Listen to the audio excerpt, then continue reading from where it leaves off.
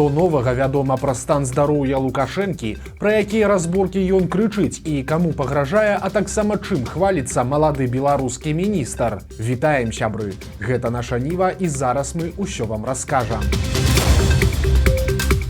Жестачайшыя разборкі і жестачайшая падтрымка. Лукашенко заняўся бізнесам, і сёння ў яго прайшла вялікая нарада наконт прыватнай камерцыі. Там прагучала некалькі вельмі нечаканых заяў.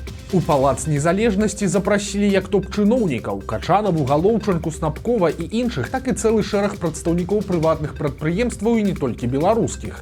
Напрыклад, на гэтай нарадзе была заснавальніца платформы Wildberries, расійская мільярдэрка Тацяна Кім, якая нядаўна была ва ўсіх навінах праз гучны развод са сваім мужам Уладзіславам Бакальчуком і іх скандальны падзел кампаніі. Але Лукашенко адразу жа даў зразумець усім прысутным, што такое прыватны бізнес у яго разуменні.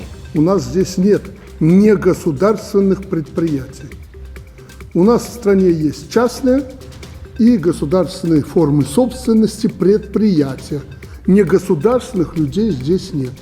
Может, отсюда начинается неравноправие в отношении частного бизнеса и госпредприятий. Цікава, што Лукашенко заўсёды грэбаваў дробнымі прадпрымальнікамі, называючы іх таргашамі і пастаянна ускладняючы жыццё тым жа іпэшнікам. Але ж да вялікіх бізнесаў у яго зусім іншае стаўленне, бо там зусім іншыя грошы. І цяпер Лукашенко абяцае, што з яго боку для прыватнікаў будзе выключна дапамога. Мы должны поставить в равные условия частные и государственные формы собственности предприятия. В равные условия.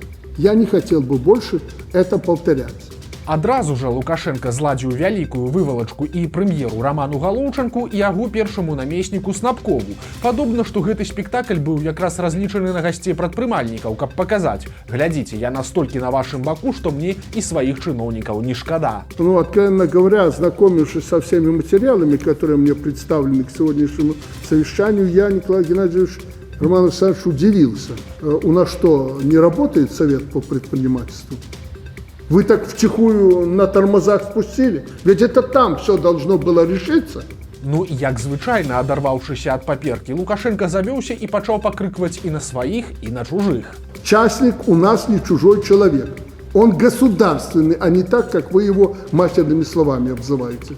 Мы собрались сюда, к сожалению, не для того, чтобы поулыбаться, посмотреть друг на друга. Есть вопросы, обозначайте их, потому что мы опубликуем всех, кто присутствовали, и пусть другие, которые не попали сюда, с вас и спросят. Затым Лукашенко феерычна сумясціў у адным сказе і прапановы абароны і дапамогі для бізнесменаў і пагрозы для іх турмой. Если кто-то на вас там накатил, кто-то лишний раз пришел к вам, оскорбил вас, вы доведите до меня. У нас это несложно сделать.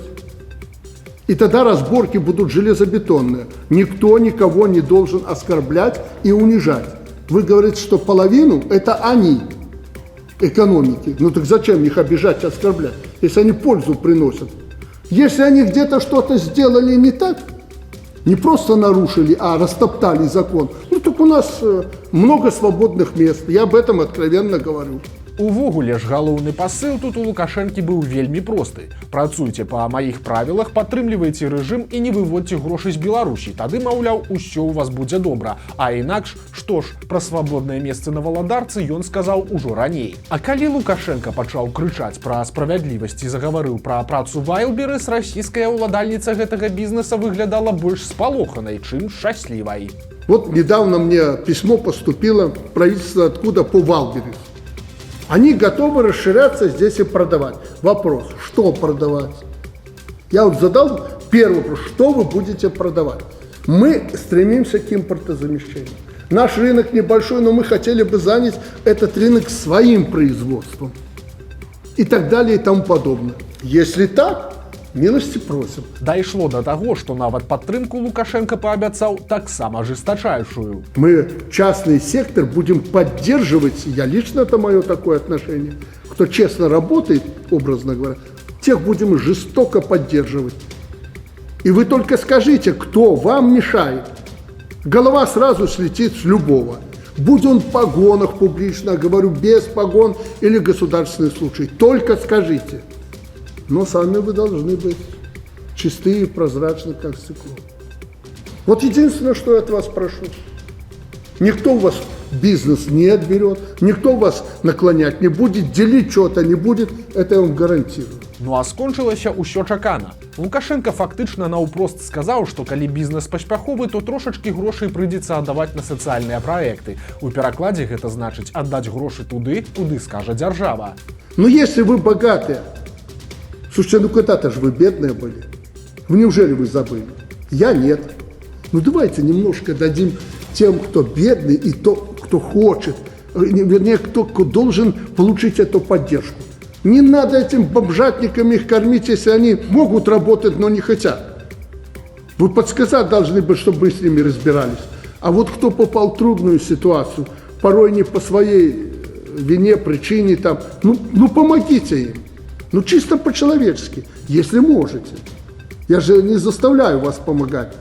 Но мы видим, вот если вы там где-то благотворительностью занимаетесь и помогаете, спасибо вам, мы, соответственно, отношение к вам будет соответствующее. Потому что вы помогаете, ну, по-большому, моим людям. Але Лукашенко не толькі паказальна крычыць перад прэсай. Ён вядзе і іншую, зусім непрыкметную гульню і сакрэтныя перамовы. Стала вядома, што Злучаныя Штаты Амерыкі рыхтуюць здзелку з Лукашэнкам. Вызваленне палітвязняў у абмен на зняццё часткі санкцый. Намеснік памочніка дзяржсакратара ЗША па Еўропе Крыс Сміт сустракаўся ў Мінску з Александром Лукашэнкам і кіраўніком КДБ Іванам Церцелем і абмяркоўваў умовы такой здзелкі. Нядаўняе вызваленне грамадзяніна ЗША і двух беларускіх палітвязняў можа стаць першым крокам да маштабнай угоды паміж Вашынгтонам і Мінскам. Логіка штатаў тут простая. Такім чынам Вашынгтон спрабуе дамагчыся ў тым ліку зніжэння ўплыву Масквы на Мінск. Як піша Нью-Йорк Таймс, на волю могуць выйсці і вельмі вядомыя палітвязні. У такім выпадку ЗША аслабяць санкцыі супраць беларускіх банкаў і экспарту калійных угнаенняў. Па інфармацыі журналістаў, падчас перамоваў у Мінску Сміт пытаўся ў Лукашэнкі, ці гатовы той згарнуць рэпрэсіі, і Лукашенко адказаў станоўча. Так што вельмі цікава, што будзе далей. Не факт, што Лукашенко адпусціць таго ж Сергея Ціханаўскага. Усё ж ён успрымае яго як радыкала, але ж вызваленне Віктара Бабарыкі, Марыі Калеснікавай ці нобелеўскага лаўрэата Алеся Бяляцкага бачыцца тут цалкам магчымым. Ёсць і яшчэ адзін цікавы момант. Апошнім часам Лукашенко выглядае на людзях не вельмі. То ён кульгае, то кашляе, то задыхаецца і хрыпіць. Але ж на брыфінгу для заходніх дыпламатаў у Вільні Крыс Сміт загаварыў і пра гэта таксама. Ён сказаў, што ў Лукашэнкі пры іх сустрэчы не было ніякіх прыкмет пагаршэння здароўя. Наадварот, па ўражаннях амерыканца, Лукашенко здаваўся упэўненым і цалкам кантралюючым сітуацыю. Міліцыянты на пракат альбо нечаканая прыдумка беларускіх сілавікоў. Цяпер дэпартамент аховы Міністэрства ўнутраных спраў прапануе ўсім ахвотным паслугі целаахоўнікаў, і каштуе гэта 46 беларускіх рублёў за гадзіну за аднаго сілавіка. Па словах ведамства, прапанова карыстаецца папулярнасцю. Напрыклад, калі трэба суправадзіць чалавека з буйной сумай грошай ці гарантаваць бяспеку на перамовах. Двое беларусаў патанулі ў сваіх ванных пакоях. У Мінску такім чынам загінуў мужчына, якому было 58 гадоў, а ў Барысаве 23гадовая дзяўчына. Яна пайшла прымаць ванну ўначы, і толькі раніцай яе ўжо нежывое цела знайшоў сужыцель. Што канкрэтна здарылася, цяпер высвятляюць эксперты і следчыя. Яшчэ адна трагедыя адбылася ў Жлобіне.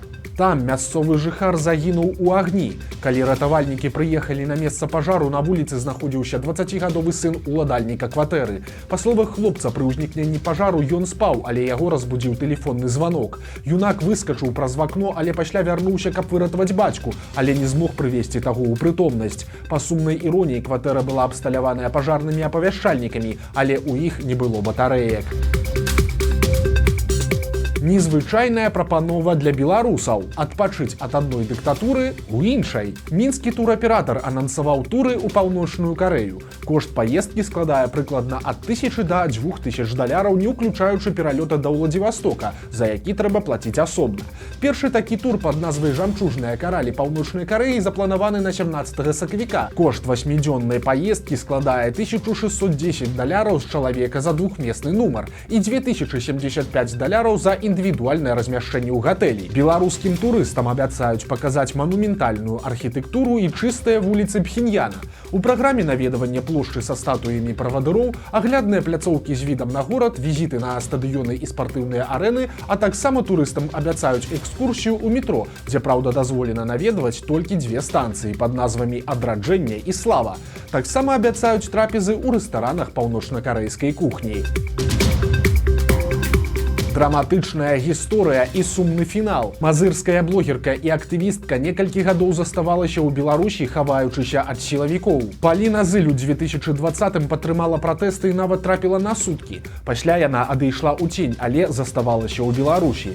Пазней стала вядома, што і Паліна, і яе хлопец Максім Шуканаў абвешчаныя сілавікамі ў вышук. Некалькі гадоў яны паспяхова хаваліся, пазбягаючы кантактаў з беларускімі дзяржаўнымі органамі. Аднак урэшце пары ўсё ж давялося звярнуцца да медыкаў, бо пасля таго, як быў арыштаваны бацька Максіма, у хлопца ўзмацніліся праблемы са здароўем. Незразумела, ці Максіма і Паліну зафіксавалі камеры ў грамадскіх месцах, ці сілавікам трапіла інфармацыя пра іх зварот да медыкаў, але ж у выніку пару затрымалі проста на вакзале ў Мінску. Цяпер Паліне выставілі абвінавачванні ва ўдзеле ў пратэстах і датычнасці да экстрэмісцкага фарміравання. Яна чакае суда ў СІЗА. Інфармацыі пра вызваленне яе хлопца няма, таму хутчэй за ўсё ён таксама ў следчым изолятары. Пакручысты лёс беларускай настаўніцы. У 2020 годзе яна была ў выбарчай камісіі, а цяпер на лаве падсудных. Хутка ў Мінску пачнецца суд над педагогам з 20гадовым стажам Анжалікай Алясюк. Раней яна працавала настаўніцай беларускай мовы і літаратуры ў сталічнай школе нумар 49, а ў 2020 годзе жанчына была ў выбарчай камісіі ў той жа школе. Пасля яна перайшла на працу ў дзіцячы садок, а цяпер жа стала фігурантам палітычнай крымінальнай справы. Алясюк вінавацяць у абразе Лукашэнкі, і цяпер педагогу пагражае да 4 гадоў калоніі. Чыноўнік пахваліўся, як выконвае загад Лукашэнкі. Вялікія перамены ў беларускай адукацыі. Малады міністр адукацыі Андрэй Іванец расказаў, што ў беларускіх універсітэтах закрыюць каля 50 спецыяльнасцяў. Праўда, якіх канкрэтна, пакуль загадка. Продолжаем работу по фактически отказу от непрофильной подготовки в наших университетах. И в эту приемную кампанию мы прекратим подготовку примерно по 50 непрофильным специальностям в самых различных вузах, для того, чтобы каждый университет понимал, каких специалистов он готовит, в чем он специализируется, где он имеет хорошую научную школу, профессорско-преподавательский состав. Пры гэтым адкрыецца некалькі новых спецыяльнасцяў.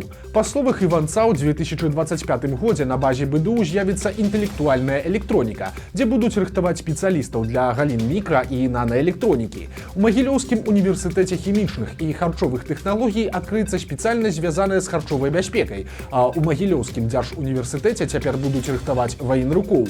Там з'явіцца спецыяльнасць пад назвай «Фізічная культура і ваенна-патрыятычнае выхаванне». Акрамя таго, Іванец пахваліўся закрыццём прыватных школ. Раней у Мінску і вобласці іх было каля 50, а цяпер засталося ўсяго 7.